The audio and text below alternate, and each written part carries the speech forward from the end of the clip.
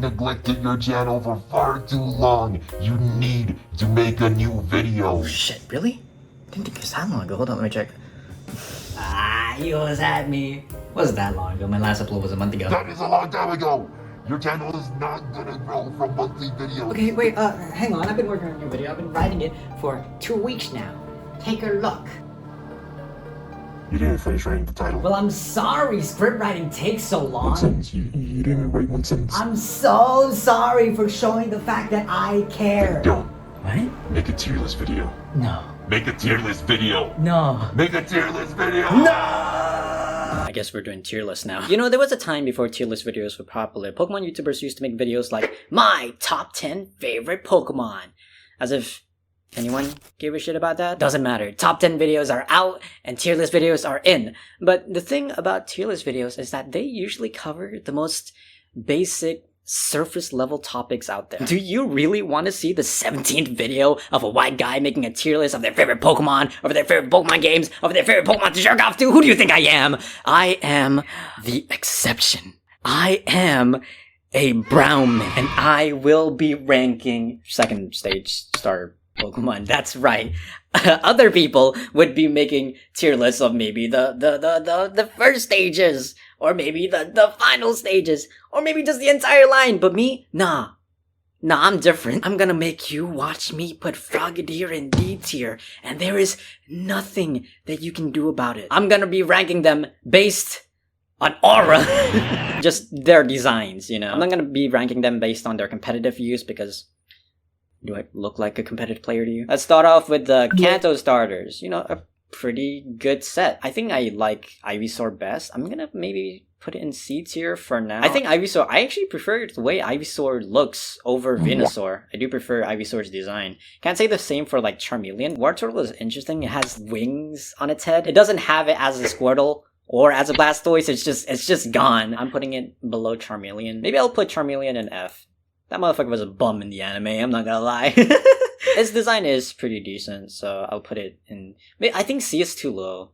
I think I'll put it like a stage above, right? Next up, Johto Squad. Man, the secondary stages for Johto are like so good, dude. Bayleaf is a GOAT. I'm putting it above Ivysaur. Maybe I should put it in A. I do really dig its design, but I don't like it that much. It's honestly like in the same boat with Ivysaur, where I kind of just prefer the second stage over the final stage. I don't really like Meganium. Quilava is dope. I like Quilava. I'll put it in B, honestly. Quilava is cool as hell. You've got the flame mohawk, the flame back tail. Yeah, I think it has its flames back in Scarlet and Violet. That thing is cool. Croconaw, high C. I'm putting it above Charmeleon. Like I can't complain. It's a little fat caveman baby. It's funny how Croconaw specifically in the Feraligatr line has a caveman aesthetic to it. Once it evolves to a Feraligatr, that shit's just gone. It's so random. The Hoenn starters, yo, Grovyle, easy S tier. That thing is cold as fuck. Grovyle also has Ivysaur and Bayleaf syndrome, where it also looks better than its final evolution. I don't know, Sceptile just looks a bit more freakier. It looks kind of creepy. I don't know, I like Grovyle. Grovyle's cool. Combusken can go to hell. Look at this freaky piece of shit. It deserves to be down there, man. Same with Marshtomp, I'm putting it F2. Generation 3 is when secondary starter evolution started to look ugly. Yeah, it started off early. Next up, Shino. Grotle, that's what it's called, yeah. Man, Grotle is so ugly. This motherfucker has no neck. Granted, I don't think Turtwig or Torterra has a neck either, but I'm pretty sure their head is separated from their torso. Grotle's head is infused with its torso. Yeah, it's not as ugly as Combusken. I'm gonna put it above Combusken. Monferno does not move me.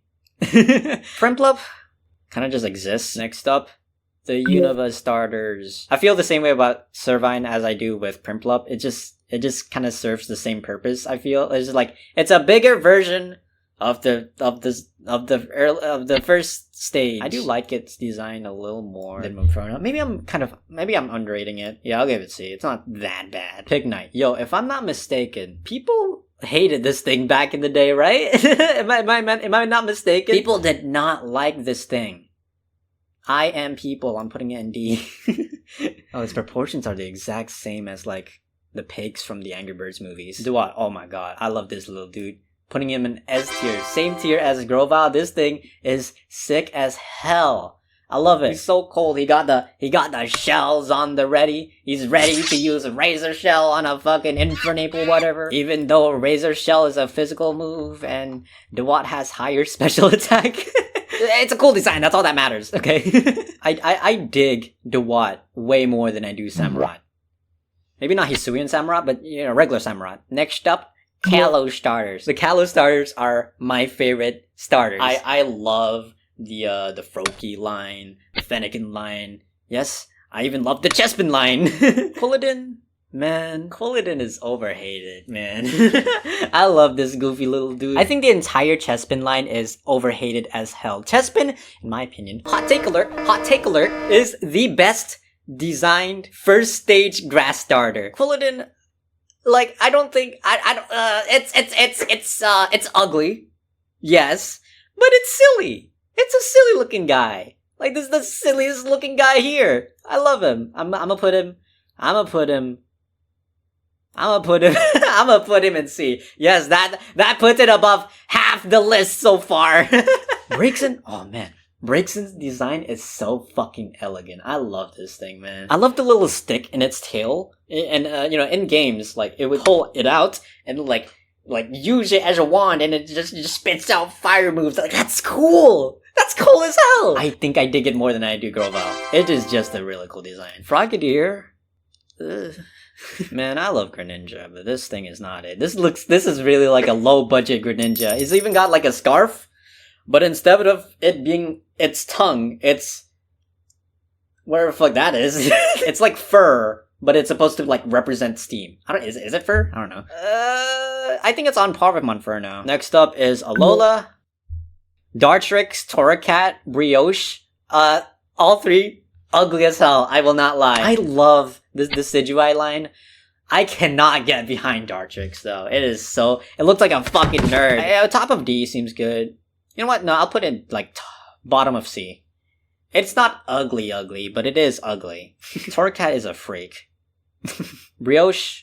No, Brion. I don't know. It's not for me. Galar starters? The entire lines. The most sauceless designs in this series. What is this thing even called? I have no clue. These are like straight up the worst of this entire group of mons. I fucking hate these two nerds. Rabuta's fine. Like, I think it's like Primplup tier. Whatever. Lastly, we got the Paldean Trio. I feel kind of bad because the Paldean Trio is like my second favorite set of starters. I really love the designs of them all. I don't really dig their second stages though. Florigato is so freaky looking, man. I think a lot of that has to do with the fact that it's bipedal. And by the way, I'm not a hater of like bipedal starters. Like a lot of people care about that. I don't care. I don't care that Meowscarada stands on 2 legs. But Florigato specifically should have, you know, still be standing on 4 legs. Crocodile's so stupid. It's Quilladin level of stupid, but it's not, it doesn't appeal to me. I think I will put it, honestly, below, I'll put it below Crodal. Quaxwell, oh man. Quaquaval's like my favorite of like the 3. And it's kind of a shame that I have to put in like F tier as well. But by the way, I love Quaquaval. Quaquaval is so goat. That is my goat. That is my favorite gay duck son. But holy shit, Quaxwell is ugly. Anyways, this is the list. Oh wow, no A tiers. Whoops. Do I want to make any adjustments to the list? Maybe I'll put Servine above Charmeleon, Dartrix over Charmeleon. I'll put Bayleaf, Ivysaur, and Quilava at an A tier. Quilladin in C tier. Croconaw here. Servine here. Bartol and Pignite.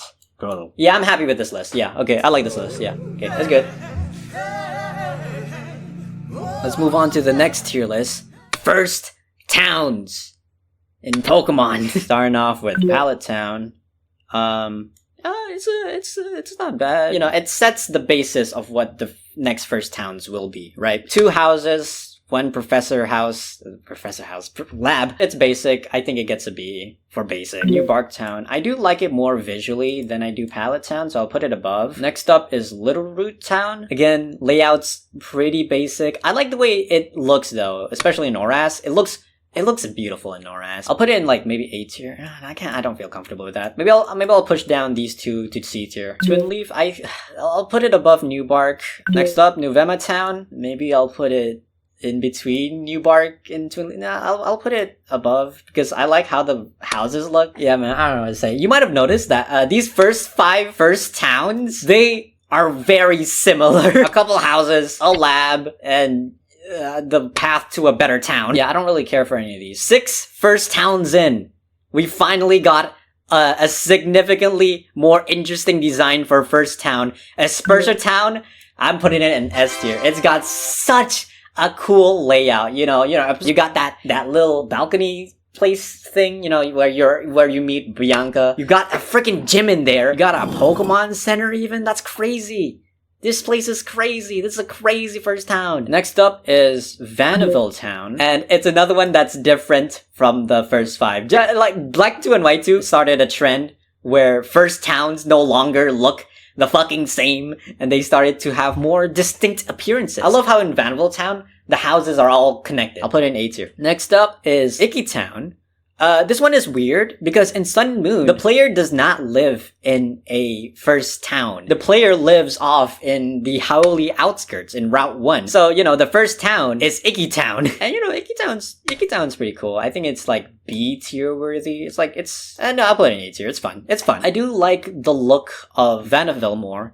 Like, I think it's just more visually pleasing to me. Next up is Postwick. I think I'll put it in like A tier as well. I think like the best exterior design so far. Like I like the foliage on the house here. Like, it's fun. It's a really nice looking house. This is the best looking house so far. You know, the bar is in hell. Like, none of the architecture in the previous games look as interesting as it does in Postwick. Next up is Jubilife Village. I'll put it in S tier. It's a massive place, just like Aspersia. It is a massive place. I'll put it above Aspersia, honestly. The theme for Jubilife Village is just so lovely. Like, I could listen to that for hours on end. Like, it's such a lovely theme. Kabapoko, I think it's in a similar vein to Postwick. I really like the exterior design. I think I like it more than in Postwick. I think Postwick, well, I do like the foliage, like I said, but I think it's a little too much. Whereas the houses in Kabapoko are a lot more cleaner. I really love the details added to like the exterior of